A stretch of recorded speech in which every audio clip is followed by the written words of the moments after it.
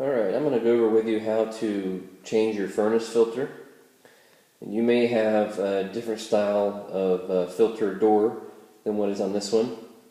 Some of them are equipped with a media filter door where you would pull a handle on the top of the door and then the filter would slide out from there. This style here, you can see it has this cover on the front. It's just going to slide straight up. Once you take that off, then your filter is accessible.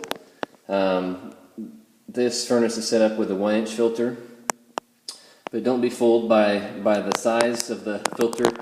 Even though this is just a 1-inch filter, it's actually a MERV 11 filter, which is the amount of dust that the filter stops. So the only difference in, say, a MERV 11 that's a 1-inch and a MERV 11 that would be like a 4-inch thick filter would be one filter may last longer than the other because it has more surface area. These 1-inch ones, though, are much less expensive, so I personally prefer them. As far as maintenance or how often you should change them, a 1-inch filter, typically, just in general, they recommend about every 3 months. If you just if you have kids, your doors are opening up a whole bunch, and maybe you live in a subdivision where there's new construction going on, you may have more dust kind of coming in and out of your house. Your filter may get dirtier quicker. But, I've sometimes they may not get dirty for 4 or 5 months. So you just come on here and check it. This would be the side you can look at it, see if it's dusty at all. If it looks like it has quite a bit of dust on it, then go ahead and pull that filter out and pop in a new one. One thing you will want to make sure, though, that whenever you put your filter in, you'll see that it has an arrow on it, and it says airflow. So the way to know which way to point that arrow would be to first determine where your return air is.